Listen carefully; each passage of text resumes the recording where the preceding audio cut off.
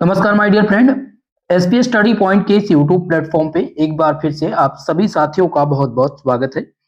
आज की ये वीडियो है BSc first year first semester के स्टूडेंट के लिए, जिसमें दोस्तों आज हम केमिस्ट्री की क्लास लेकर के आए हैं और केमिस्ट्री की क्लास में आज हम सॉल्व करेंगे मॉडल सॉल्व पेपर केमिस्ट्री का।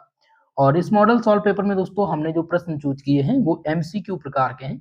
लगभग 100 प्लस एमसीक्यू प्रश्नों को आज हम इस वीडियो में कवर करेंगे। जैसा कि चौधरी चरण सिंह मेरठ विश्वविद्यालय का पेपर लगा हुआ है 17 जनवरी को, तो उन सभी विद्यार्थियों के लिए मोस्ट इंपॉर्टेंट होगा अगर आप चौधरी चरण सिंह मेरठ विश्वविद्यालय से हैं। बाकी जिनका माइनर का पेपर लगा हुआ है केमिस्ट्री का, तो माइनर का पेपर कुछ यूनिवर्सिटी जो होती हैं वो एमसीक्यू करवाती है, ओएमआर पर करवाती हैं, तो आप सबके लिए भी बहुत ही महत्वपूर्ण होगा यह पेपर। जैसे कि डॉक्टर भीमराव अम्बेडकर विश्वविद्यालय से आप हो, या महात्मा गांधी काशी विद्यापीठ हो, या आपका डॉक्टर राम मनोहर लोहिया विश्वविद्यालय हो, तो यहाँ पर माइनर का पेपर एमसीक्यू पैटर्न पर होता है, तो आप सबके लिए इंपॉर्टेंट है, ये बात आप ध्यान रखेंगे। तो दोस्तों चलिए स्टार्ट करते हैं आज की इस क्लास को, सॉल्व करते हैं इस प्रश्न पत्र को। और एक इंपॉर्टेंट चीज, मेजर और माइनर केमिस्ट्री का फंडामेंटल्स ऑफ केमिस्ट्री आपका पेपर टाइटल है, ठीक है, तो मेजर और माइनर दोनों का सिलेबस सेम है। चलिए स्टार्ट करते हैं अपने पहले प्रश्न के साथ। और पहला जो प्रश्न है वो है कि अणु की ध्रुवीयता का मुख्य कारण क्या है। What is the main case of molecular polarity. आपके ऑप्शन दिए गए हैं, ए परमाणु द्रव्यमान, बी है विद्युत ऋणात्मकता का अंतर यानी डिफरेंस इन इलेक्ट्रोनेगेटिविटी, सी है परमाणुओं की संख्या नंबर ऑफ एटम्स, और डी दिया गया अणु का आकार यानी शेप ऑफ मॉलिक्यूल। तो आपको बता दें कि अणु की ध्रुवीयता का जो मुख्य कारण है वो है विद्युत ऋणात्मकता का अंतर यानी डिफरेंस इन इलेक्ट्रोनेगेटिविटी। ठीक है, तो आपका ऑप्शन इसमें कौन सा सही है, बी वाला ऑप्शन सही है प्रश्न नंबर 1 का उत्तर। ओके, चलिए अगला क्वेश्चन लेते हैं, प्रश्न नंबर सेकंड। और ये सेकंड नंबर क्वेश्चन आपका है, इसमें ध्यान दीजिएगा। प्रश्न नंबर सेकंड जिसमें है कि द्विध्रुव आघूर्ण इसे डाइपोल मोमेंट कहते हैं, तो डाइपोल मोमेंट की एसआई इकाई क्या है। What is the SI unit of dipole moment. आपके ऑप्शन दिए गए हैं, पहला डी बाई, बी है कूलाम, सी ऑप्शन है कूलाम मीटर, और ऑप्शन डी दिया गया जूल। तो इसमें आपका जो सही उत्तर हो जाएगा वो हो जाएगा option number C coulomb metre. द्विध्रुव आघूर्ण का जो एसआई यूनिट है वो कूलाम मीटर है, इसलिए option number B, option number C सही है प्रश्न नंबर सेकंड का उत्तर। चलिए अगले क्वेश्चन की तरफ। प्रश्न नंबर 3, तीसरा क्वेश्चन है, निम्नलिखित में से कौन सा अध्रुवीय है। Which of the following is molecule is non polar. इनमें से आपको नॉन पोलर आपको बताना है कि कौन सा नॉन पोलर है। ठीक है, तो पहला ऑप्शन है H2O, दूसरा है NH3, ऑप्शन सी दिया गया CO2, और डी दिया गया SO2। तो इसमें देखिए H2O जो है ये पोलर बॉन्ड है, H2O क्या है, ये पोलर है, NH3 भी पोलर है, और SO2 भी पोलर। इसमें CO2 जो है ये नॉन पोलर है। ठीक है, तो नॉन पोलर पूछा गया था, तो इसलिए ऑप्शन नंबर कौन सा सी है, सी वाला यहाँ पर आपका उत्तर सही हो जाएगा। ठीक है, चलिए अगला क्वेश्चन देखते हैं, प्रश्न नंबर 4। चौथा क्वेश्चन है जिसमें पूछा गया है कि वांडरवाल बल होते हैं, वांडरवाल फोर्स आर। पहला ऑप्शन जिसमें दिया गया बहुत मजबूत होते हैं, बी है आर्थिक कमजोर आकर्षण होते हैं यानी वीक अट्रैक्टिव फोर्स होता है, सी है प्रतिकर्षी बल यानी रिपल्सिव फोर्स होता है, और डी दिया गया सह संयोजक बंध यानी कोवेलेंट बॉन्ड। तो वांडरवाल जो बल होते हैं वो कमजोर आकर्षण बल यानी वीक अट्रैक्टिव फोर्स होते हैं, इसलिए कौन सा आंसर सही हो जाएगा इसमें, आपका ऑप्शन नंबर बी करेक्ट उत्तर हो जाएगा, वीक अट्रैक्टिव फोर्स। ओके, चलिए अगला क्वेश्चन, प्रश्न नंबर 5 जिसमें है आयन द्विध्रुव बल होता है, आयन द्विध्रुव बल होता है, ion dipole force exit between. पहला ऑप्शन जिसमें दिया गया दो आयन यानी जिसमें दो आयन होते हैं उसको आयन डाइपोल फोर्स बोलते हैं, या फिर दूसरा है आयन और ध्रुवीय अणु, सी ऑप्शन है दो ध्रुवीय अणु, और डी दिया गया दो अध्रुवीय अणु। तो यहाँ पर जो सही उत्तर आपका हो जाएगा दोस्तों पांचवें प्रश्न का उत्तर, तो पांचवें प्रश्न में जो सही उत्तर है वो हो जाएगा ऑप्शन नंबर बी, आयन और ध्रुवीय अणु। ठीक है, आयन द्विध्रुव बल को क्या बोलते हैं, तो जब an ion and a polar molecule are interact between together are called ion द्विध्रुव फोर्स। ओके, ऑप्शन नंबर आपका 20 में करेक्ट उत्तर होगा। अगला क्वेश्चन है प्रश्न नंबर 6 नंबर क्वेश्चन है, हाइड्रोजन बंधन सबसे अधिक पाया जाता है, हाइड्रोजन बॉन्ड इज स्ट्रॉन्गेस्ट, सबसे स्ट्रॉन्गेस्ट हाइड्रोजन बॉन्ड किस में पाया जाएगा, यह क्वेश्चन आया हुआ है। ऑप्शन दिया गया है इसमें, ए ऑप्शन है H2S, ऑप्शन नंबर बी आपका है H2O, सी है H2SE, और डी दिया गया H2TE। तो आपको बता दें सबसे मजबूत जो हाइड्रोजन बॉन्ड है वो है किसमें, H2O में, पानी में। ऑप्शन नंबर बी आपका इसमें राइट उत्तर हो जाएगा। नेक्स्ट क्वेश्चन देखेंगे, प्रश्न नंबर 7। सातवां क्वेश्चन है, द्विध्रुव द्विध्रुव आकर्षण होता है, डाइपोल डाइपोल इंटरेक्शन अकर्स बेडवीन। तो ये किसमें होता है, ध्रुवीय अणु में, यानी अध्रुवीय अणु में जो नॉन पोलर मॉलिक्यूल होते हैं, या फिर पोलर मॉलिक्यूल में, या ओनली आयंस में, या फिर मेटल्स में। तो इस प्रश्न का उत्तर आप ध्यान रखेंगे, इसमें ऑप्शन नंबर बी हो जाएगा, ध्रुवीय अणुओं में यानी पोलर मॉलिक्यूल। द्विध्रुव द्विध्रुव आकर्षण बल पोलर मॉलिक्यूल्स में होता है। ऑप्शन नंबर बी आपका राइट उत्तर इसमें हो गया। और ये क्वेश्चन अभी हाल ही में पेपर हुआ है दीनदयाल उपाध्याय गोरखपुर विश्वविद्यालय में, वहां पर ये पूछा जा चुका है, तो ये मोस्ट इंपॉर्टेंट आप सभी के लिए। प्रश्न नंबर 8 ध्यान दीजिएगा। 8वां प्रश्न है कि प्रेरित द्विध्रुव बल उत्पन्न होता है जबकि inducer dipole interaction occurs when. पहला ऑप्शन है ध्रुवीय अणु अध्रुवीय अणु को जब ध्रुवीकृत कर देते हैं, यानी कि जो पोलर मॉलिक्यूल पोलराइज होता है नॉन पोलर मॉलिक्यूल में। या दूसरा ऑप्शन है बी, दो आयन टकराएगा, जब टू आयंस कोलाइड करेंगे। या ऑप्शन सी है दो ध्रुवीय अणु जब मिलेंगे, यानी जब two polar molecules meet. Option D है कि जब दो अध्रुवीय अणु मिलेंगे। ठीक है, तो इसमें जो सही उत्तर आपका हो जाएगा ऑप्शन नंबर ए, यानी कि ध्रुवीय अणु अध्रुवीय अणु को ध्रुवीकृत करेगा तब प्रेरित द्विध्रुव बल उत्पन्न होता है। ऑप्शन नंबर ए इस प्रश्न में आपका सही उत्तर हो जाएगा। नेक्स्ट क्वेश्चन लेते हैं, प्रश्न नंबर 9। और 9 नंबर क्वेश्चन है कि लंदन डिस्पेरेशन फोर्स पाए जाते हैं।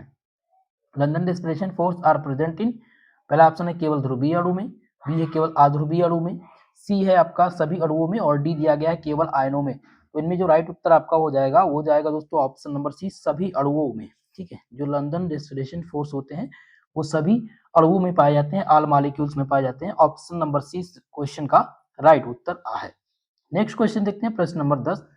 10 नंबर क्वेश्चन है, हाइड्रोजन बंधन के लिए आवश्यक तत्व क्या है, element necessary for hydrogen bonding is. Okay, पहला ऑप्शन है जिसमें दिया गया ए, हाइड्रोजन के साथ नाइट्रोजन ऑक्सीजन या फ्लोरीन। बी ऑप्शन है हाइड्रोजन के साथ सल्फर, या ऑप्शन नंबर सी है एच, यानी कि हाइड्रोजन के साथ क्लोरीन, या हाइड्रोजन के साथ कार्बन। तो दोस्तों इसमें आपका जो सही उत्तर हो जाएगा वो हो जाएगा ऑप्शन नंबर ए। हाइड्रोजन बंधन के लिए आवश्यक जो तत्व हैं वो हैं हाइड्रोजन के साथ नाइट्रोजन ऑक्सीजन और chloride. Okay, option number option A इसमें करेक्ट उत्तर आपका है। 10 नंबर में ऑप्शन ए सही उत्तर है। 12 नंबर प्रश्न को लेते हैं, माफ कीजिएगा, प्रश्न नंबर 11। 11 नंबर प्रश्न लेते हैं। और 11 नंबर प्रश्न है कि द्विध्रुव आघूर्ण का मान निर्भर करता है, डाइपोल मोमेंट डिपेंड्स अपॉन। पहला दिया गया है आवेश की दूरी पर, बी है केवल द्रव्यमान पर, सी है केवल आकार पर, और डी दिया गया केवल तापमान पर। तो द्विध्रुव आघूर्ण का जो मान है वो निर्भर करता है चार्ज एंड डिस्टेंस पर, यानी आवेश और दूरी पर ये निर्भर करता है। इसलिए ऑप्शन नंबर आपका ये इसमें सही उत्तर है। नेक्स्ट क्वेश्चन लेते हैं, प्रश्न नंबर 12। और 12 नंबर क्वेश्चन है कि CO2 अणु अध्रुवीय क्यों है। चलिए बताने का प्रयास कीजिएगा, CO2 अणु अध्रुवीय क्यों है। पहला दिया गया why CO2 molecules is non polar. Option A इसमें कह रहा है कि बंद ध्रुवीय नहीं है। बी है रैखिक संरचना के कारण द्विध्रुव निरस्त हो जाते हैं। सी आप है इसमें कि इनमें हाइड्रोजन नहीं है, और डी दिया गया या गैस नहीं है। तो इसमें आपका जो सही उत्तर हो जाएगा ऑप्शन नंबर बी। देखिए CO2 अणु अध्रुवीय क्यों है, इसका कारण यह है कि रैखिक संरचना के कारण द्विध्रुव इसमें निरस्त हो जाते हैं। ऑप्शन नंबर आपका इसमें बी करेक्ट उत्तर हो जाएगा। नेक्स्ट क्वेश्चन देखते हैं, प्रश्न नंबर 13। 13 नंबर क्वेश्चन है H2O अणु ध्रुवीय हैं क्योंकि। तो ये अभी मैं आपको बता चुका हूँ क्वेश्चन नंबर 13 के अनुसार। अभी H2O की बात जब हो रही थी तो H2O जब आए ऑप्शन में तो आप जानेंगे, अगर पूछा जाए कि सबसे अधिक स्ट्रॉन्गेस्ट बॉन्ड किसमें पाया जाएगा, हाइड्रोजन बॉन्ड, ठीक है, तो किसमें, H2O में। इसी प्रकार से H2O अणु अध्रुवीय क्यों है ये पूछा गया है। H2O molecule is polar because, इसका कारण ये है कि ये बी शेप, यानी कि बी शेप का है, इसलिए जो है H2O मॉलिक्यूल क्या है, ये ध्रुवीय है, यानी पोलर मॉलिक्यूल है। ऑप्शन नंबर 20 में आपका राइट उत्तर होगा। अगला क्वेश्चन है प्रश्न नंबर 14, जिसमें पूछा गया सबसे कमजोर अंतराणु बल कौन सा है। तो सबसे कमजोर अंतराणु बल, पहला ऑप्शन जिसमें दिया गया हाइड्रोजन बंधन, बी है आयन द्विध्रुव बल, सी है लंदन बल, और डी दिया गया द्विध्रुव द्विध्रुव बल। तो इनमें से जो सही उत्तर आपका हो जाएगा option number C, London displacement force. ठीक है, सबसे कमजोर अंतराणु जो बल है वो है लंदन फोर्स। ऑप्शन नंबर आपका सी सही उत्तर होगा। अगले क्वेश्चन को लेते हैं, प्रश्न नंबर 15। 15 नंबर क्वेश्चन इसमें है आयन आयन आकर्षण किसमें पाया जाता है? आयन आयन अट्रैक्शन आकर्षण। तो आयन आयन अट्रैक्शन जो है ये आयनिक यौगिक में होता है। ठीक है, किसमें होता है? आयनिक यौगिक में। ऑप्शन नंबर 20 क्वेश्चन में राइट उत्तर हो जाएगा। अगला क्वेश्चन लेते हैं प्रश्न नंबर 16 और जिसमें पूछा गया NH3 अणु ध्रुवीय है क्यों?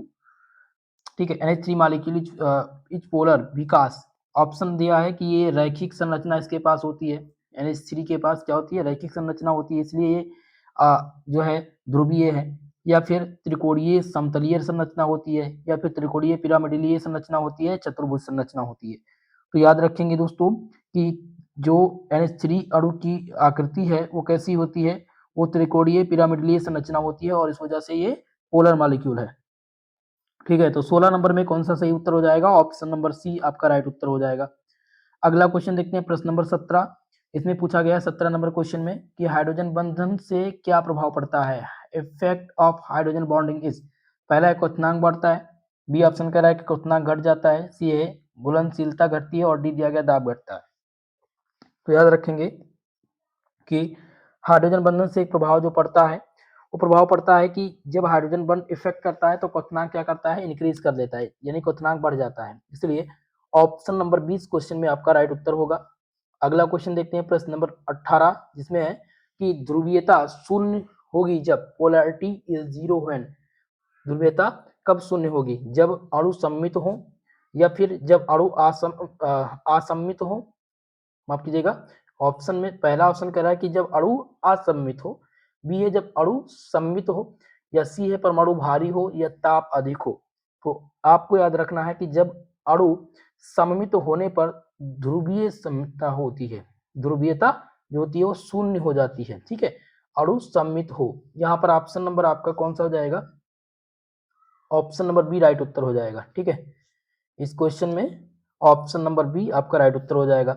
चलिए अगले क्वेश्चन की ओर बढ़ते हैं। प्रश्न नंबर 19 नंबर क्वेश्चन है कि ध्रुवीयता ध्रुवण आघूर्ण द्विध्रुव आघूर्ण का प्रतीक क्या है? द्विध्रुव आघूर्ण का प्रतीक symbol of dipole moment is. तो द्विध्रुव आघूर्ण का जो प्रतीक है वो म्यू है। ऑप्शन नंबर ए आपका राइट उत्तर हो जाएगा। इसमें बहुत ही आसान सा प्रश्न था और कई बार ये आया भी है। प्रश्न नंबर 20 जिसमें पूछा गया कमजोर रासायनिक बलों का महत्व, importance of weak chemical forces is. पहला ऑप्शन जिसमें डीएनए संरचना में या प्रोटीन संरचना में, सी है द्रवों के गुणों में, या डी दिया गया उपरोक्त सभी में। तो इसमें आपका जो सही उत्तर हो जाएगा वो जाएगा option number D, DNA protein संरचना और द्रवों के गुणों में महत्व। ठीक है, ऑप्शन नंबर डी आप लगा देंगे सही उत्तर इसमें। चलिए पूछा था कमजोर रासायनिक बल का महत्व। तो कमजोर रासायनिक बल का महत्व है क्योंकि ये डीएनए संरचना में भी होता है, प्रोटीन संरचना में भी, द्रवों के गुणों में भी। ओके, इसलिए डी आंसर हम इसको लगाएंगे सही उत्तर।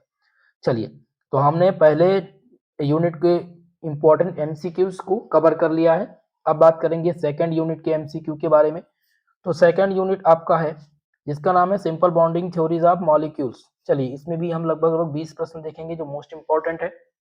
पहला प्रश्न आपकी स्क्रीन पे आ चुका है दोस्तों, बैलेंस बॉन्ड थ्योरी बीबीटी किसने दी थी? बहुत ही मोस्ट क्वेश्चन है, who propose the valence bond theory.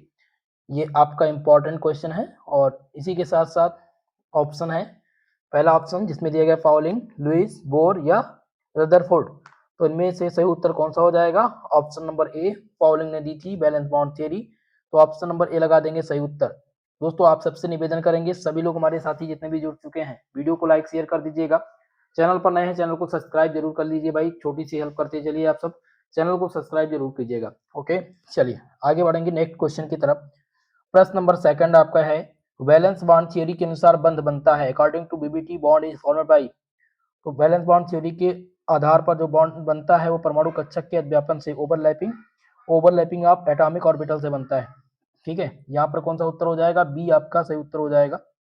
Next question है प्रश्न नंबर 3 जिसमें है कि सिग्मा बंध बनता है, सिग्मा जो बॉन्ड है वो बनता है, sigma bond is formed by. पहला ऑप्शन है सिरा सिरा अध्यापन से, या पास अध्यापन से, या डी अध्यापन से, या एफ अध्यापन से। तो सिग्मा बॉन्ड जो बनता है वो हमेशा जब सिग्मा बॉन्ड सिरा अध्यापन से बनता है। ठीक है, ठीक है, कौन सा ऑप्शन सही हो जाएगा? ऑप्शन नंबर ए, सिरा सिरा अध्यापन, end of end overlap. Okay, option number A इसमें राइट उत्तर आपका है। चलिए अगला क्वेश्चन लेते हैं, प्रश्न नंबर 4। चौथा क्वेश्चन है कि पाई बॉन्ड बनता है, pi bond is formed by. तो पाई बॉन्ड कब बनता है? जब जब दोस्तों पार्श्व अतिव्यापन होता है, जब पार्श्व अतिव्यापन यानी साइड वाइज, जब साइड वाइज ओवरलैपिंग होगी तब पाई बॉन्ड बनेगा। और जब केवल सिरा सिरा अधिव्यापन होगा तब सिग्मा बॉन्ड बनेगा। और पाई पूछा जाएगा तो side wise overlapping. Option number B आपका राइट उत्तर इसमें। प्रश्न नंबर 5 जिसमें एकल बंध सिंगल बॉन्ड में होते हैं। In a single bond there are, ठीक है, सिंगल बॉन्ड में पूछा गया होते हैं केवल एक पाई बॉन्ड होता है, केवल एक सिग्मा बॉन्ड होता है, या फिर ऑप्शन बी है कि एक सिग्मा और एक पाई बॉन्ड होता है, या दो पाई बॉन्ड होते हैं, या फिर डी ऑप्शन है दो सिग्मा बॉन्ड होते हैं। तो इनमें जो सही उत्तर हो जाएगा ऑप्शन नंबर ए हो जाएगा, in a single bond are there. तो सिंगल बॉन्ड में केवल एक सिग्मा बॉन्ड होता है। ऑप्शन नंबर आपका ए करेक्ट उत्तर होगा। नेक्स्ट क्वेश्चन है प्रश्न नंबर 6 जिसमें है द्विबंध डबल बॉन्ड में होते हैं। तो डबल बॉन्ड में क्या होते हैं दोस्तों, याद रखेंगे कि डबल बॉन्ड में एक सिग्मा और एक पाई बॉन्ड पाया जाता है, एक सिग्मा और एक पाई बॉन्ड पाया जाता है, इसलिए ऑप्शन नंबर 2 इसमें आपका राइट उत्तर हो जाएगा। प्रश्न नंबर 7 जिसमें है त्रिबंध ट्रिपल बॉन्ड में होता है। तो दोस्तों याद रखेंगे जो ट्रिपल बॉन्ड है उसमें क्या होता है, एक सिग्मा और दो पाई बॉन्ड पाए जाते हैं, ठीक है, एक सिग्मा और दो पाई बॉन्ड, यानी ऑप्शन नंबर आपका ए इसमें करेक्ट उत्तर हो जाएगा। चलिए अगला क्वेश्चन देते हैं। नेक्स्ट क्वेश्चन है प्रश्न नंबर 8 और 8वां प्रश्न इसमें क्या पूछा गया है कि हाइब्रिडाइजेशन का सिद्धांत किसने दिया था? Theory of hybridisation was given by. तो ये किसने दिया था दोस्तों, याद रखेंगे ये सिद्धांत जो दिया था ये पाउलिंग ने दिया था। ऑप्शन नंबर ए इसमें आपका राइट उत्तर हो जाएगा, पाउलिंग ने हाइब्रिडाइजेशन का सिद्धांत दिया था। चलिए आगे बढ़ते हैं नेक्स्ट क्वेश्चन की तरफ। प्रश्न नंबर 9 आपका है एसपी हाइब्रिडीकरण में बंद होता है, एसपी हाइब्रिडाइजेशन होना चाहिए। तो bond angle in sp hybridisation is, तो दोस्तों याद रखेंगे एसपी हाइब्रिडाइजेशन में जो बंद कोण होता है वो 180 डिग्री का होता है। ऑप्शन नंबर डी इसमें आपका राइट उत्तर हो जाएगा। नेक्स्ट क्वेश्चन है प्रश्न नंबर 10 जिसमें sp2 हाइब्रिडाइजेशन में बंद कोण कितना होता है? तो sp2 संकरण में जो बंद कोण होता है वो 120 डिग्री का होता है। यहाँ पर ऑप्शन नंबर आपका सी राइट उत्तर हो जाएगा। 11 नंबर क्वेश्चन है sp3 हाइब्रिडाइजेशन में बंद कोण कितना होता है? तो sp3 संकरण में जो बॉन्ड एंगल होता है वो कितना होता है? वो दोस्तों 109.5 डिग्री का होता है। यहाँ पर आपका जो सही उत्तर हो जाएगा ऑप्शन नंबर बी हो जाएगा। नेक्स्ट क्वेश्चन है प्रश्न नंबर 12 जिसमें CH4 में कार्बन का हाइब्रिडीकरण है, hybridisation of carbon in CH4 is. तो CH4 में क्या बताना है, हाइब्रिडाइजेशन। तो दोस्तों इसमें sp3 हाइब्रिडाइजेशन पाया जाता है, ठीक है, sp3 संकरण इसमें पाया जाता है। ऑप्शन नंबर सी आपका राइट उत्तर इसमें होगा। 13 नंबर प्रश्न है कि C2H4 में कार्बन का संकरण क्या होगा? sp संकरण होगा, sp2 संकरण होगा, sp3 या sp या डी sp3 या sp3d। चलिए तो यहाँ पर जो सही उत्तर हो जाएगा ऑप्शन नंबर आपका बी, यानी sp2 संकरण होता है। C2H4 में कार्बन का जो संकरण है वो sp2 है। ऑप्शन नंबर बी राइट उत्तर है। अगला क्वेश्चन देखेंगे प्रश्न नंबर 13, माफ कीजिएगा प्रश्न नंबर 14 जिसमें है कि C2H2 में कार्बन का हाइब्रिडाइजेशन क्या होगा? Hybridisation of carbon in C2H2। तो C2H2 में जो कार्बन का संकरण है वो sp होगा, इसलिए ऑप्शन नंबर ए इसमें आपका राइट उत्तर होगा।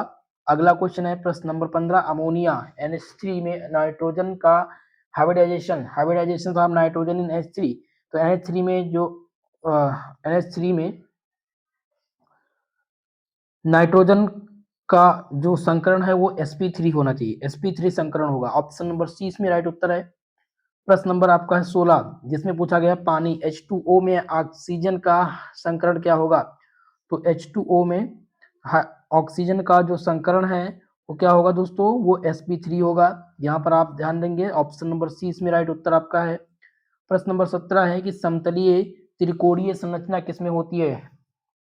Trigonal planar geometry is found in, पहला ऑप्शन जिसमें BF3 CH4 NH3 और H2O, ये आपके ऑप्शंस हैं। तो दोस्तों BF3 में त्रिकोणीय समतलीय संरचना होती है। ऑप्शन नंबर ए इस क्वेश्चन में आपका सही उत्तर होगा। जब आपसे पूछे ट्राइगोनल प्लेनर ज्योमेट्री, तो इसमें BF3 अगर ऑप्शन में दिखे तो आप उसको जरूर टिक करेंगे। अगला क्वेश्चन प्रश्न नंबर 18, इसमें पूछा गया है कि रैखिक लीनियर संरचना किसमें होती है? Linear geometry is found in, चलिए भाई बताने का प्रयास कीजिएगा कि लीनियर ज्योमेट्री जो है वो किसमें पाई जाती है। पहला ऑप्शन जिसमें CO2 दिया गया है, दूसरा ऑप्शन आपका CH3, सी ऑप्शन आपका CH4 और डी ऑप्शन दिया गया है H2O। तो 18 नंबर में जो सही उत्तर हो जाएगा ऑप्शन नंबर ए हो जाएगा CO2। Linear geometry is found in CO2। CO2 में रैखिक संरचना पाई जाती है, option A is the correct answer. चलिए 19 नंबर प्रश्न ध्यान दीजिएगा, प्रश्न नंबर 19 जिसमें है कि सिग्मा बंध की तुलना में पाई बंध होता है, compared to sigma bond pi bond is. पहला ऑप्शन है अधिक मजबूत होता है, बी ऑप्शन दिया गया है कमजोर यानी कम मजबूत होता है, या सी है समान मजबूत होता है, या डी दिया गया है नहीं बनता है। तो सिग्मा बंध की तुलना में जो पाई बंध होता है वो क्या होता है दोस्तों, याद रखेंगे कि कम मजबूत होता है। ठीक है, सिग्मा बॉन्ड की तुलना में जो पाई बॉन्ड होता है वो क्या होता है, कम मजबूत होता है, इसलिए ऑप्शन नंबर 20 में आपका राइट उत्तर होगा। अगला क्वेश्चन है प्रश्न नंबर 20 और इसमें पूछा गया सबसे मजबूत बंध कौन सा है। बहुत ही इंपॉर्टेंट क्वेश्चन है, विच बॉन्ड इज स्ट्रॉन्गेस्ट। तो स्ट्रॉन्गेस्ट बॉन्ड इनमें से कौन सा, पहला है सिग्मा बॉन्ड, बी ऑप्शन दिया है पाई बॉन्ड, हाइड्रोजन बॉन्ड या वांडरवाल्स बल। तो इनमें दोस्तों सबसे मजबूत जो बॉन्ड है वो है सिग्मा बॉन्ड। सिग्मा बॉन्ड क्या है, ये सबसे मजबूत बॉन्ड है इन चारों ऑप्शन में। ठीक है, ऑप्शन ए इसमें राइट उत्तर हो जाएगा। चलिए अब स्टार्ट करते हैं यूनिट नंबर 3, तीसरा यूनिट जिसका नाम है पीरियोडिक प्रॉपर्टीज ऑफ एटम्स। चलिए भाई सभी लोग वीडियो को लाइक शेयर करते रहिएगा। प्रश्न आपके सम्मुख आ चुका है, प्रश्न नंबर 1 तीसरे यूनिट का। आवर्त सारणी में बाएं से दाएं जाने पर परमाणु त्रिज्या क्या करेगी, इंक्रीज करेगी या डिक्रीज करेगी। ठीक है, तो atomic radius decreases from the left to right in period विकास, यानी आवर्त सारणी में बाएं से दाएं जाने पर परमाणु त्रिज्या जो है वो नाभिक आवेश बढ़ाता है, इससे जो है नाभिक आवेश बढ़ता है, यानी कि न्यूक्लियर चार्ज इंक्रीज करता है, या इलेक्ट्रॉन की संख्या घटाती है, या आवर्त संख्या घटाती है, या शील्डिंग प्रभाव को बढ़ाती है। दोस्तों इसमें आपका जो सही उत्तर हो जाएगा ऑप्शन नंबर ए। आवर्त सारणी में बाएं से दाएं जाने पर परमाणु त्रिज्या नाभिकीय आवेश को बढ़ा देती है, ऑप्शन नंबर ए राइट उत्तर हो जाएगा। चलिए भाई अगला क्वेश्चन आपके स्क्रीन पे आ चुका है, प्रश्न नंबर 2 जिसमें पूछा गया समूह में ऊपर से नीचे जाने पर परमाणु त्रिज्या क्या करती है, atomic radius increases down in group because, ऊर्जा स्तर जब बढ़ जाते हैं, या नाभिक आवेश घटता है, या इलेक्ट्रॉन का आकर्षण बढ़ जाता है। तो इसमें ध्यान रखेंगे कि जब ऊर्जा स्तर बढ़ता है, नंबर ऑफ सेल्स इंक्रीज करेगा, ठीक है, तो समूह में ऊपर से नीचे जाने पर परमाणु त्रिज्या क्या करेगी, ऊर्जा स्तर बढ़ जाएगी। Atomic radius increase down in group विकास numbers of shell increases, option number A इसमें राइट उत्तर आपका हो जाएगा। प्रश्न नंबर 3 ध्यान दीजिएगा, आयनन ऊर्जा का अर्थ क्या है, आयनाइजेशन एनर्जी का मीन्स पूछा गया है। तो इसका अर्थ क्या होता है, इसका अर्थ ये होता है इलेक्ट्रॉन हटाने की ऊर्जा। क्या होती है, इलेक्ट्रॉन हटाने की ऊर्जा, यानी कि energy required to remove an electron are called ionisation energy, option number आपका बी सही उत्तर इसमें। प्रश्न नंबर 4 आयनन ऊर्जा का मान आवर्त में आयनाइजेशन एनर्जी इन पीरियड क्या होता है, घटता है, इसका मान बढ़ता है, या सामान्य रहता है, या पहले से बढ़ता है फिर घटता है। तो इसका जो सही उत्तर हो जाएगा ऑप्शन नंबर बी। आयनन ऊर्जा का मान आवर्त में क्या करता है, बढ़ता है, इंक्रीज करता है, ऑप्शन नंबर आपका इसमें बी राइट उत्तर हो जाएगा। प्रश्न नंबर 5 ध्यान दीजिएगा, 5 नंबर प्रश्न है कि समूह में नीचे जाने पर आयनन ऊर्जा ionisation energy down in group.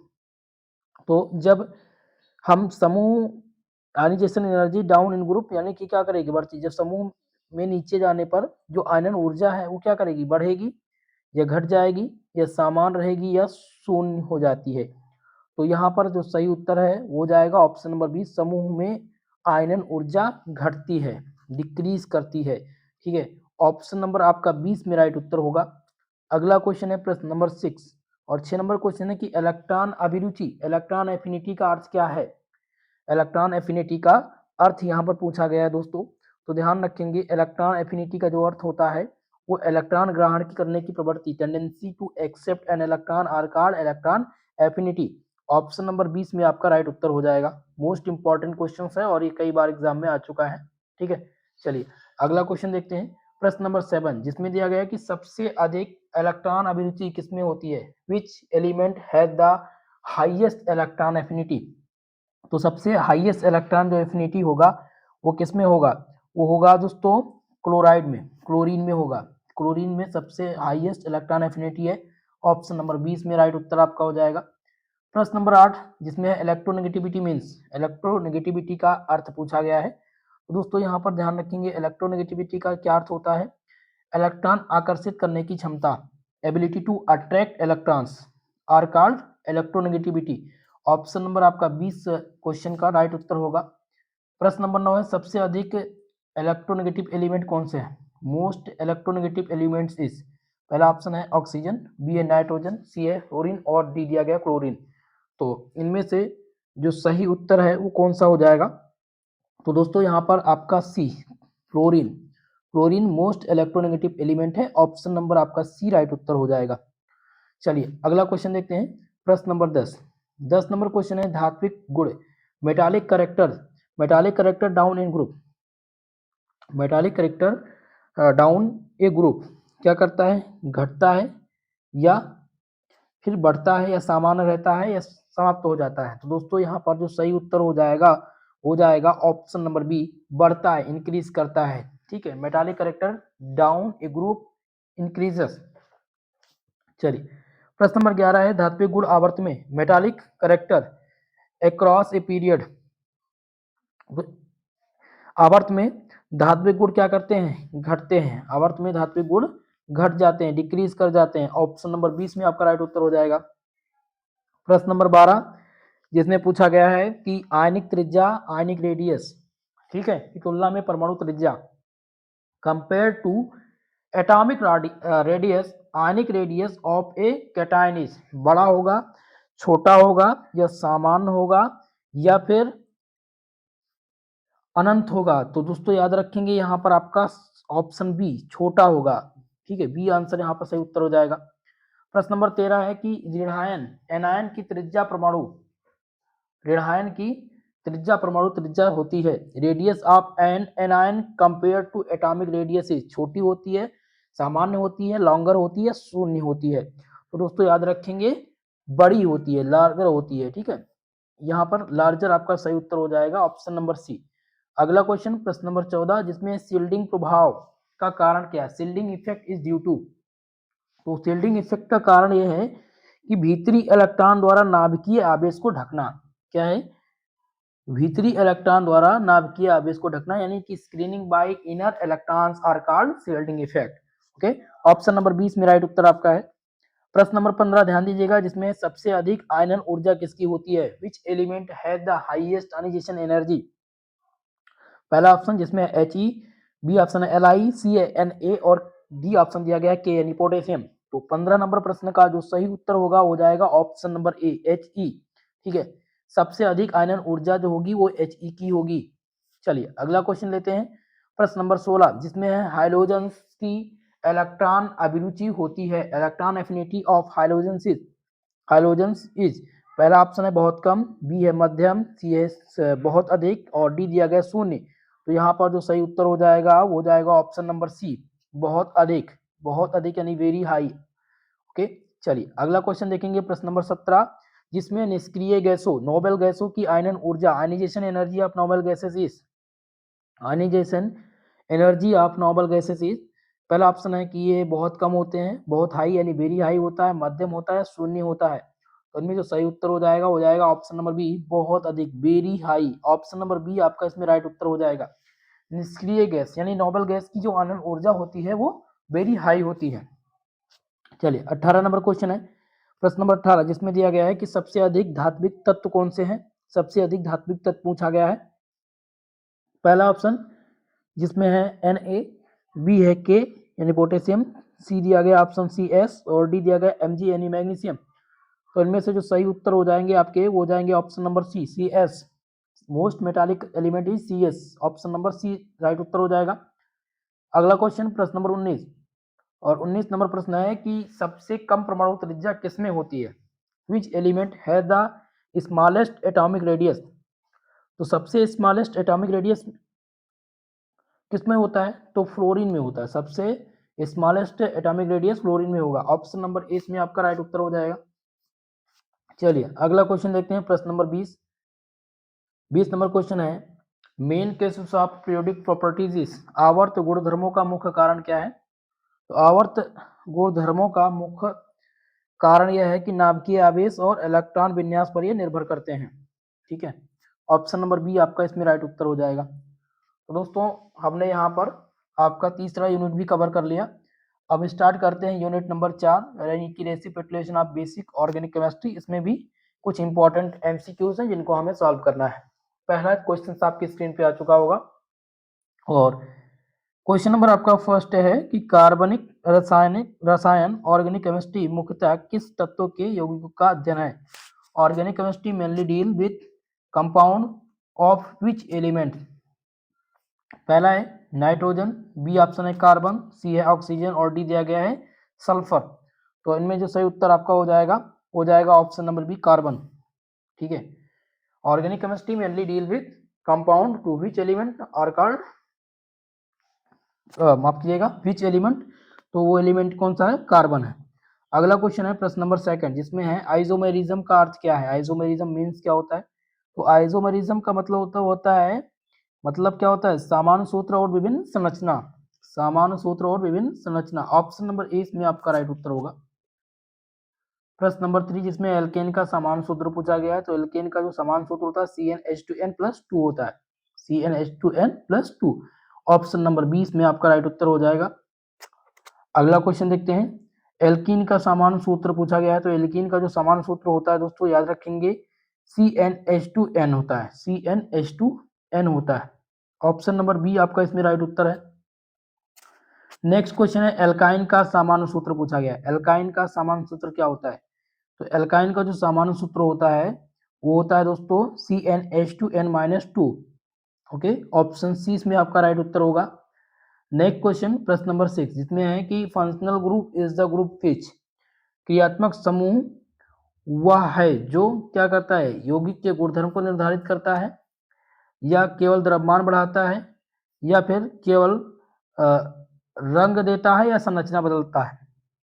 तो इसमें जो सही उत्तर हो जाएगा वो ऑप्शन नंबर ए हो जाएगा। ओके, यौगिक के गुणों को निर्धारित करता है, यानी कि determine properties of compound are called functional group. Option number A right उत्तर है इसमें। प्रश्न नंबर 7 जिसमें है OH समूह किसका क्रियात्मक समूह है?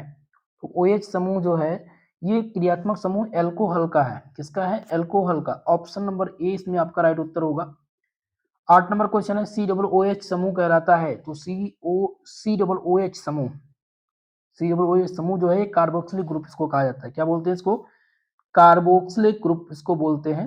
ठीक है, तो हम एल्डिहाइड कीटोन कार्बोक्सिलिक ग्रुप यहाँ पर ऑप्शन नंबर सी पर लगाएंगे करेक्ट उत्तर। अगला क्वेश्चन है CHO समूह किसका होता है? तो CHO समूह जो होता है वो एल्डिहाइड होता है। एल्डिहाइड होता है CHO समूह। ऑप्शन नंबर बी इसमें आपका राइट उत्तर होगा। अगला क्वेश्चन है कि in homologous series each member differ by, यानी कि समजात श्रेणी में प्रत्येक सदस्य में अंतर होता है। अंतर यह होता है कि CH2 ग्रुप इसमें होते हैं, या H2 ग्रुप होते हैं, या CO ग्रुप होता है। ठीक है, तो उत्तर यहां पर हो जाएगा कौन सा? ऑप्शन नंबर ए, CH2 ग्रुप के कारण ये भिन्न होते हैं। अगला क्वेश्चन है प्रश्न नंबर 11 जिसमें IUPAC नामकरण का उद्देश्य क्या है? Purpose of IUPAC nomenclature is, ठीक है, तो इसका पर्पस यह है कि अंतरराष्ट्रीय मानक नाम देना, to give international standard name.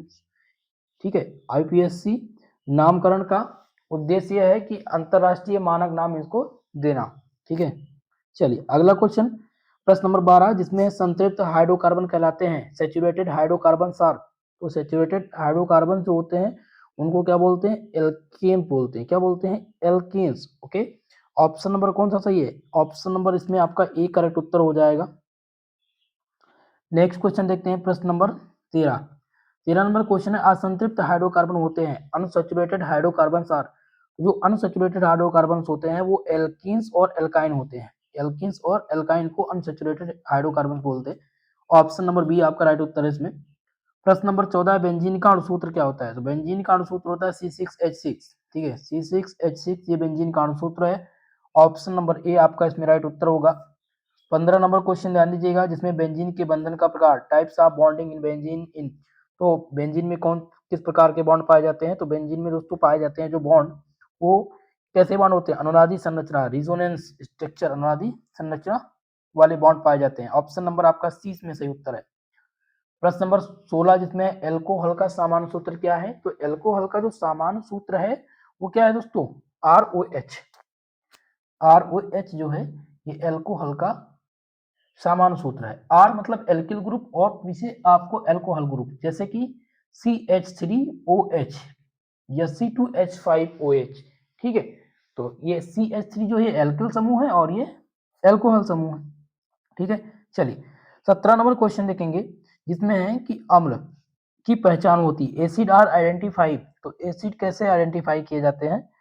ये COOH से इसकी पहचान होती है।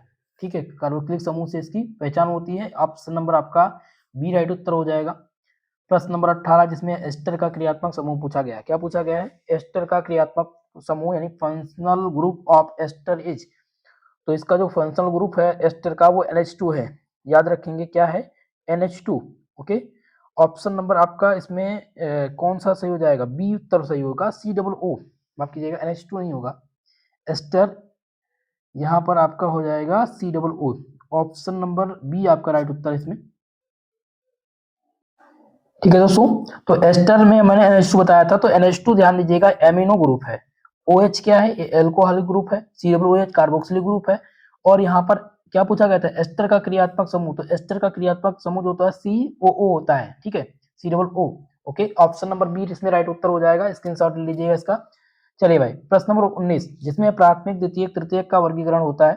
Primary, secondary, tertiary classification of.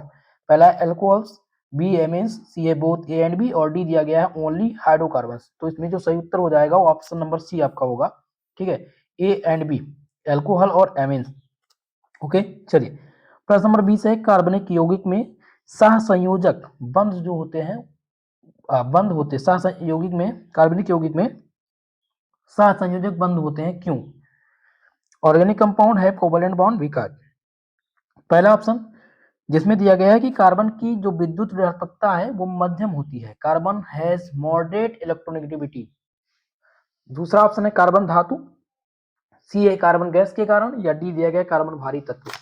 तो भाई कार्बनिक यौगिक सहसंयोजक बंध में, यौगिक में सहसंयोजक बंध होते हैं क्योंकि कार्बन के पास क्या होती है? Carbon has moderate electronegativity. Option number आपका ए इसमें राइट उत्तर हो जाएगा। चलिए नेक्स्ट क्वेश्चन की तरफ बढ़ते हैं।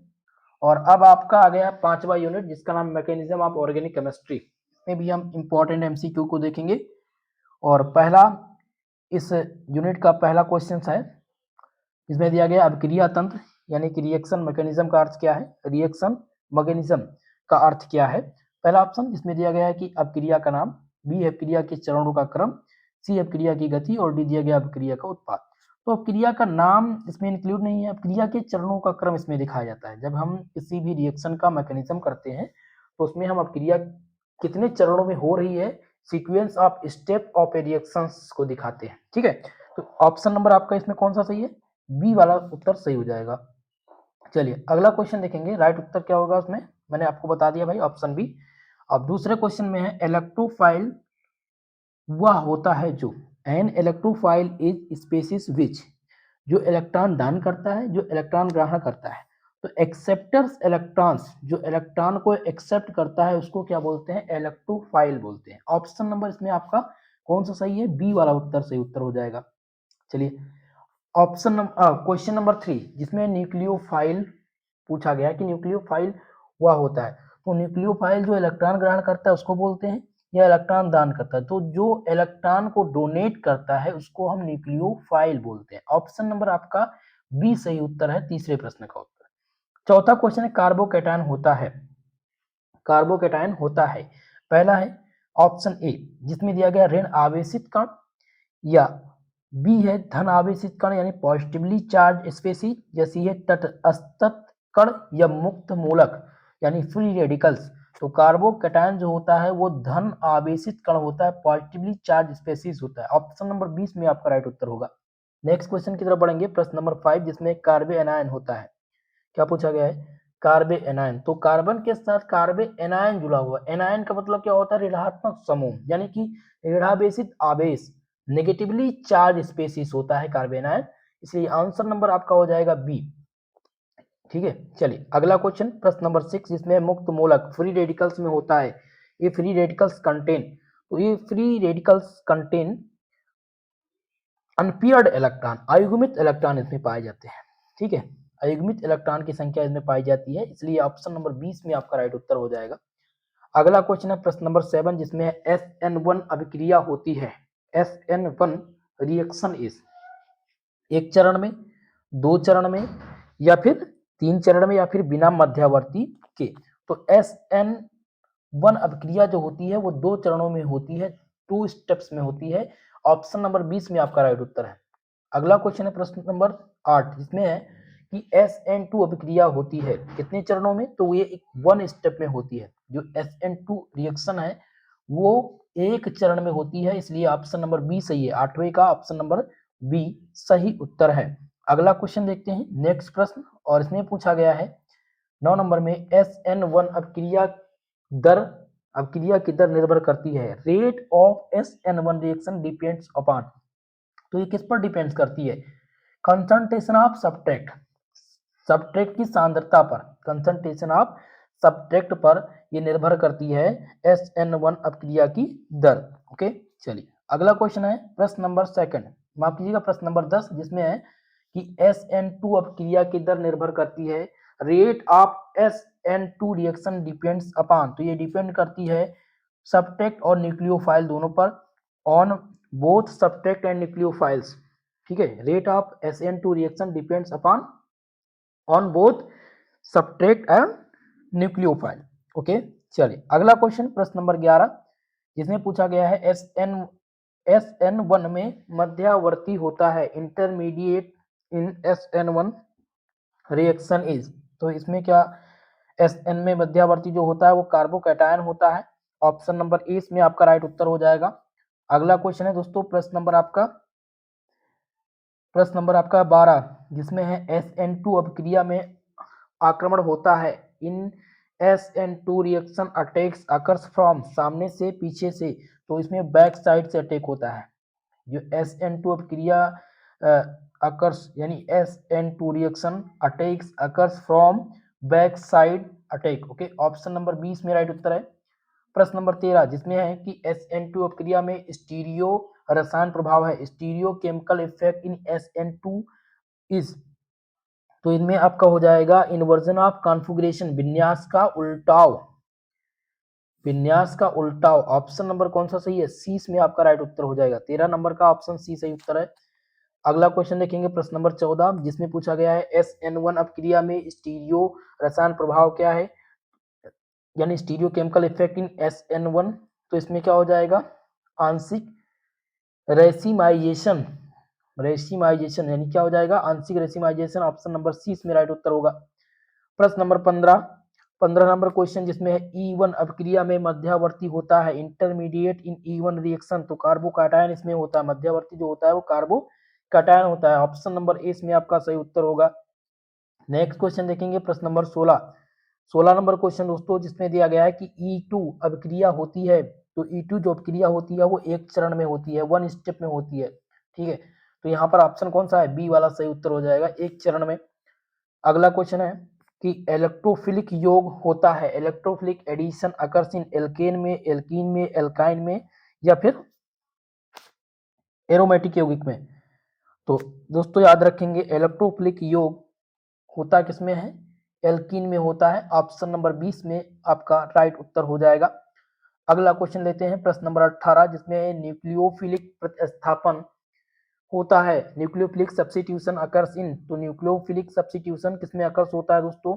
तो याद रखेंगे एल्किल हैलाइड में होता है। एल्किल हैलाइड में ये होता है। ऑप्शन नंबर बी आपका इसमें राइट उत्तर होगा।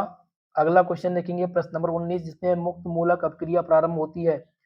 Free radicals reactions are initiated by, तो ये प्रकाश और ऊष्मा की उपस्थिति में मुक्त मूलक अभिक्रिया जो प्रारंभ होती है वो हीट एंड लाइट की उपस्थिति में होती है, इसलिए ऑप्शन नंबर ए इसमें आपका राइट उत्तर हो जाएगा।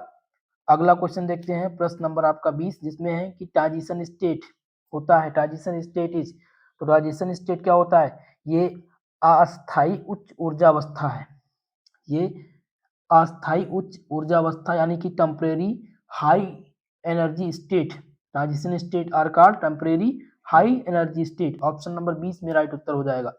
चलिए अगले यूनिट की तरफ अब हम बात करेंगे, यूनिट नंबर 6 जो आपका स्टूडियो केमिस्ट्री है, इसके प्रश्नों को हल करेंगे। आप सभी से कहेंगे भाई वीडियो को लाइक शेयर कर दीजिएगा, जितने भी छात्र छात्राएं हमारे साथ जुड़ चुके हों आप सबसे मेरा निवेदन है। और पहला प्रश्न आपकी स्क्रीन पे आ चुका है स्टीरियो केमिस्ट्री का, जिसमें पूछा गया स्टीरियो रसायन, स्टीरियो केमिस्ट्री का अध्ययन है। Stereo chemistry deals with the study of केवल संरचना, अणुओं के त्रिआयामी व्यवस्था या केवल सूत्र। तो आपको बता दें stereo chemistry deals with the study of 3 dimensional arrangement of molecules are called stereo chemistry. Option number 20 में राइट उत्तर आपका है। अगला क्वेश्चन है कि isomerism having the same formula but different spatial arrangement are called, तो इसको क्या बोलते हैं, स्टीरियो आइसोमर बोलते हैं, स्टीरियो आइसोमर इसमें आपका सही उत्तर है। अगला क्वेश्चन है प्रश्न नंबर 3, ध्यान दीजिएगा और ये इंपॉर्टेंट है ये क्वेश्चन, जिसमें पूछा गया है कि प्रकाशीय सक्रियता यानी ऑप्टिकल एक्टिविटी होती है। Optical activity is the ability to, पहला है प्रकाश को अवशोषित करना, बी है ध्रुवीकृत प्रकाश को घुमाना, रोटेट प्लेन पोलराइज्ड लाइट, प्रकाश को परावर्तित करना या प्रकाश को उत्पन्न करना। तो प्रकाशिक सक्रियता यानी ऑप्टिकल एक्टिविटी किसमें होती है, ध्रुवीकृत प्रकाश को घुमाना यानी कि rotate plane polarised light. Okay चलिए अगला क्वेश्चन है प्रश्न नंबर 4, जिसमें है असममित कार्बन, कायरल कार्बन होता है, एक कायरल कार्बन इज, इसको चिराल कार्बन भी बोलते हैं, एक chiral carbon is one which is attach to, पहला ऑप्शन जिसमें है 2 समान समूह, बी ऑप्शन आपका है 4 भिन्न समूह, सी ऑप्शन है 3 समान समूह और डी दिया गया हाइड्रोजन बॉन्डिंग, तो केवल हाइड्रोजन। तो दोस्तों असममित यानी कि कायरल कार्बन ये chiral carbon is one which is attach to 4 different groups are called chiral carbon. Option number आपका 20 में राइट उत्तर होगा। नेक्स्ट क्वेश्चन है प्रश्न नंबर 5, जिसमें है कि mirror image of chiral molecule is, chiral अणु की दर्पण प्रतिबिंब होती है, समान होती है, अध्यारोपणीय होती है या अनअध्यारोपणीय होती है या फिर सदैव तटस्थ होती है। तो दोस्तों यहाँ पर ध्यान रखेंगे, यहाँ पर आंसर हो जाएगा सी, नॉन सुप्रीम पॉसिबल होती है। जो मिरर इमेज होता है चिराल कार मॉलिक्यूल का वो अनअध्यारोपणीय होती है। ऑप्शन नंबर सी इसमें राइट उत्तर होगा। अगला क्वेश्चन है प्रश्न नंबर 6, एनेंटियोमर होते हैं, ठीक है, एनेंटियोमर्स आर समान अणु होते हैं या दर्पण प्रतिबिंब जो एक दूसरे के अध्यारोपित नहीं हो सकते, तो यही आंसर आपका सही हो जाएगा, non superimposed image mirror image, ठीक है।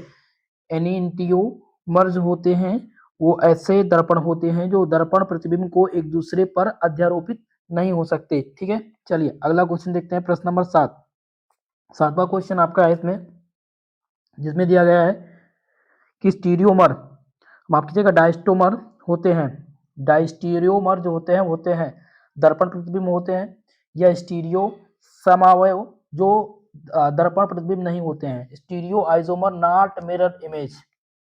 तो जो डायस्टीरियोमर्स होते हैं वो stereo isomer not mirror image, ठीक है। ये स्टीरियो आइसोमर जो दर्पण प्रतिबिंब नहीं होते उनको क्या बोलते हैं, डायस्टीरियोमर्स बोलते हैं। ऑप्शन नंबर आपका यहाँ पर कौन सा सही है, बी वाला आंसर सही उत्तर हो जाएगा, बी वाला ऑप्शन इसमें। चलिए अगला देखते हैं प्रश्न नंबर 8, इसमें है कि रेसिमिक मिश्रण, रेसिमिक मिक्सचर होता है, रेसिमिक मिक्सचर कंटेन, तो जो रेसिमिक मिक्सचर होता है वो क्या कंटेन करता है, इक्वल अमाउंट ऑफ बोथ एंटीनियोमर्स, यहाँ पर हो जाएगा दोनों एंटीनियोमर्स समान मात्रा में, ओके। ऑप्शन नंबर 20 में राइट उत्तर है। चलिए अब बात करते हैं दोस्तों आपके unit number 7 basic computer system के प्रश्न के यहाँ से लगभग मान के चलिएगा 10 से 12 प्रश्न आपको पेपर में मिलने वाले हैं। तो बेसिक कंप्यूटर सिस्टम में आपको क्या करना है भाई, बेसिक जो कंप्यूटर सिस्टम के प्रोग्रामिंग लैंग्वेज है, बाइनरी नंबर सिस्टम है, सीपीयू है आपका, ठीक है, central processing unit, input device, output device, आपको इन सभी के बारे में पढ़ना है। थोड़ा सा एमएस वर्ड के बारे में पढ़ लेना है। तो इतनी चीजें आपको इसमें पढ़नी है। पहला प्रश्न लेते हैं जिसमें है कंप्यूटर क्या है, व्हाट इज कंप्यूटर, पूछा गया है कंप्यूटर क्या है। तो कंप्यूटर क्या है दोस्तों, कैलकुलेटिंग मशीन है या फिर डाटा को इनपुट लेकर प्रोसेस करने और आउटपुट देने वाला इलेक्ट्रॉनिक उपकरण। तो इसको यही बोलेंगे यहाँ पर इस हिसाब से। तो यही है, ऑप्शन नंबर बी आपका राइट उत्तर हो जाएगा। और ये प्रश्न मैंने इंक्लूड कर दिया है, फिलहाल इस प्रकार के प्रश्न आते नहीं है। कंप्यूटर के मुख्य भाग पूछे जाते हैं जो कि बहुत ही इंपॉर्टेंट है। तो क्वेश्चन से सेकंड, कंप्यूटर के मुख्य भाग होते हैं, main parts of computers are input device, output device और सीपीयू, या फिर कीबोर्ड और माउस, या फिर मॉनिटर और प्रिंटर। ऑप्शन नंबर डी है केवल सीपीयू। तो कंप्यूटर के जो मुख्य भाग होते हैं उनको क्या बोला जाता है, ध्यान रखेंगे कि इनपुट डिवाइस, आउटपुट डिवाइस और सीपीयू ये कंप्यूटर के मुख्य भाग हैं। इसीलिए कौन सा ऑप्शन सही है, ऑप्शन नंबर ए इस क्वेश्चन का सही उत्तर होगा। अगला क्वेश्चन प्रश्न नंबर 3 जिसमें सीपीयू का फुल फॉर्म पूछा गया है। तो central processing unit, central processing unit इसका फुल फॉर्म होता है और कई बार ये पेपर में आया हुआ है। ऑप्शन बी सही है तीसरे प्रश्न का उत्तर। अगला क्वेश्चन है सीपीयू के 3 मुख्य भाग होते हैं, बहुत इंपॉर्टेंट है। सीपीयू के 3 जो मुख्य भाग होते हैं वो कौन कौन से हैं। तो इसमें दोस्तों याद रखेंगे आपका जो आ जाता है वो एएलयू आ जाता है, कंट्रोल यूनिट आ जाता है और मेमोरी यूनिट आ जाती है, ठीक है। तो पहला ऑप्शन इस क्वेश्चन का सही उत्तर होगा, चौथे का ऑप्शन ए सही उत्तर है। अगला क्वेश्चन प्रश्न नंबर 5 जिसमें एएलयू का कार्य क्या है, फंक्शन ऑफ एएलयू। तो एएलयू का जो कार्य है वो अंकगणितीय और तार्किक गणना करना है, ठीक है, to perform arithmetic and logical unit. Option number 20 में आपका राइट उत्तर होगा। अगला क्वेश्चन है प्रश्न नंबर 5, पांचवा माफ कीजिए प्रश्न नंबर 6 जिसमें कंट्रोल यूनिट का कार्य क्या है, function of control unit is. तो कंट्रोल यूनिट का जो कार्य है वो सभी क्रियाओं को नियंत्रित करना, सभी क्रियाओं को नियंत्रित करना, to control our operations. Option number आपका ए करेक्ट उत्तर हो जाएगा। अगला क्वेश्चन है प्रश्न नंबर 7 जिसमें रैम का पूरा नाम पूछा गया है। तो रैम का जो पूरा नाम है दोस्तों वो क्या है, जल्दी से बताने का प्रयास कीजिएगा। रैंडम एक्सेस मेमोरी, क्या है, random access memory. Option number 20 में आपका राइट उत्तर हो जाएगा।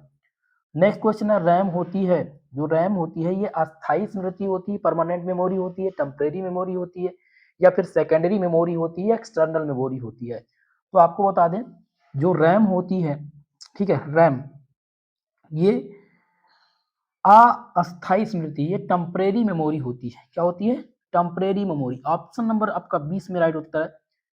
प्रश्न नंबर आपका है 9 जिसमें रोम का पूरा नाम क्या पूछा गया है, रोम का पूरा नाम। तो रीड ओनली मेमोरी, रोम का जो पूरा नाम है वो रीड ओनली मेमोरी है। ऑप्शन नंबर आपका कौन सा सही उत्तर हो जाएगा, ए वाला सही उत्तर है इस प्रश्न का, इस प्रश्न में।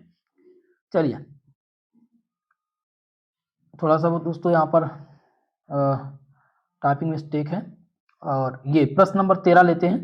13 नंबर क्वेश्चन जिसमें है कि हार्ड डिस्क किस प्रकार की स्मृति है। जो हार्ड डिस्क है वो किस प्रकार की स्मृति है, प्राथमिक स्मृति है, द्वितीयक स्मृति है, या फिर कैश मेमोरी है, या फिर रजिस्टर है। तो हार्ड डिस्क जो है ये द्वितीयक स्मृति है, सेकेंडरी मेमोरी है, ठीक है, हार्ड डिस्क सेकेंडरी मेमोरी है। ऑप्शन नंबर 20 में आपका राइट उत्तर हो जाएगा। सॉफ्टवेयर पूछा गया है प्रश्न नंबर 14 में, सॉफ्टवेयर क्या है, व्हाट इज सॉफ्टवेयर। कंप्यूटर, तो पहला ऑप्शन है कंप्यूटर के भौतिक भाग को हम सॉफ्टवेयर बोलते हैं, या प्रोग्राम का समूह कहलाता है, या बिजली यानी इलेक्ट्रिसिटी कहलाता है। तो भाई इसमें याद रखेंगे कि जो सॉफ्टवेयर है वो प्रोग्रामों का समूह कहलाता है, ठीक है, बी आंसर सही हो जाएगा। ऑप्शन नंबर बी सही उत्तर है, collections of programs are called software. अगला क्वेश्चन लेते हैं, प्रश्न नंबर आपका है 15 जिसमें ऑपरेटिंग सिस्टम का उदाहरण, an example of operating system. तो ऑपरेटिंग सिस्टम का इनमें से जो उदाहरण है वो है विंडो, विंडो जो है एक प्रकार का ऑपरेटिंग सिस्टम है, बाकी ये सभी सिस्टम सॉफ्टवेयर है। Okay, option number B right उत्तर हो जाएगा इसमें। 16 नंबर क्वेश्चन है, एमएस वर्ड किस प्रकार का सॉफ्टवेयर है? तो एमएस वर्ड जो है ये एक प्रकार का एप्लीकेशन सॉफ्टवेयर है। क्या है? एप्लीकेशन सॉफ्टवेयर है एमएस वर्ड। ठीक है, तो यहाँ पर हम ऑप्शन नंबर बी को टिक करेंगे, सही उत्तर। क्लियर है? चलिए आगे बढ़ते हैं। प्रश्न नंबर 17 जिसमें बाइनरी संख्या प्रणाली में प्रयुक्त अंक है। Digits use in binary number system is. तो बाइनरी नंबर सिस्टम में संख्या जो प्रणाली है वो 0 और 1। क्या है? 0 और 1। ऑप्शन नंबर आपका ए राइट उत्तर हो जाएगा। बाइनरी संख्या प्रणाली में जो प्रयुक्त अंक है वो 0 और 1 ही है, इसके अलावा कोई अंक नहीं है। ठीक है, ध्यान रखेंगे इस चीज को। बाकी 18वां प्रश्न है, कंप्यूटर की गति मापी जाती है। तो कंप्यूटर की जो गति होती है वो एम मेगाहर्ट्ज और गीगाहर्ट्ज में मापी जाती है। यहाँ पर आंसर हो जाएगा ऑप्शन नंबर बी राइट उत्तर। अगला क्वेश्चन है प्रश्न नंबर 19 जिसमें है कि प्रिंटर किस प्रकार की डिवाइस है? तो प्रिंटर एक प्रकार का आउटपुट डिवाइस है। ठीक है, ये आउटपुट डिवाइस है, इसलिए ऑप्शन नंबर बी आपका राइट उत्तर होगा। प्रश्न नंबर 20 जिसमें पूछा गया कंप्यूटर बिना सॉफ्टवेयर के होता है। एक कंप्यूटर विदाउट सॉफ्टवेयर इज उपयोगी, बेकार।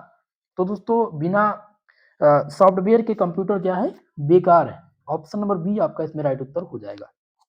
चलिए, तो दोस्तों आज हमने लगभग 100 प्लस एमसीक्यू प्रश्नों को आप लोगों को सॉल्व करा दिया है। इसके अलावा अभी हाल ही में देखेंगे प्लेलिस्ट बनी हुई है। ठीक है, आप लोग प्लेलिस्ट में जाएंगे तो प्लेलिस्ट में हमने दीनदयाल उपाध्याय गोरखपुर विश्वविद्यालय का यानी डीडी यूनिवर्सिटी का क्वेश्चन पेपर सॉल्व करा रखा है, वो देख लीजिएगा। और 2 क्वेश्चन पेपर ऑलरेडी हमने सॉल्व करा रखे हैं प्रीवियस सत्र के, ओल्ड पेपर है एमसीक्यू वाले, तो आपको प्लेलिस्ट में मिल जाएंगे, वो देख लीजिएगा। आप सबके लिए इंपॉर्टेंट हैं। ठीक है, ये बात आप ध्यान रखेंगे। बाकी कल भी मैं क्लास लेकर के आऊंगा। कल लगभग 100 प्रश्न आएंगे और जो प्रश्न पत्र अगर मुझे मिल जाएगा इधर का, मैं देखता हूँ कहीं पर किसी यूनिवर्सिटी में अगर पेपर करवाया गया है एमसीक्यू वाला तो मैं वो सॉल्व करा दूंगा। तो वहां से बहुत सारे प्रश्न आपके पेपर में मिल जाएंगे। ठीक है दोस्तों, तो चैनल को सब्सक्राइब कर लीजिएगा, वीडियो को लाइक शेयर कर दीजिएगा। जिनको पीडीएफ चाहिए इसका, तो पीडीएफ के लिए टेलीग्राम चैनल है जिसका लिंक डिस्क्रिप्शन बॉक्स में है, और वहां से आप वो लिंक ओपन करके टेलीग्राम ज्वाइन कर लीजिएगा जहां पर आपको इसका पीडीएफ मिल जाएगा। ठीक है दोस्तों, तो आज के लिए बस इतना ही। मिलते हैं किसी नेक्स्ट वीडियो में, तब तक के लिए जय हिंद जय भारत।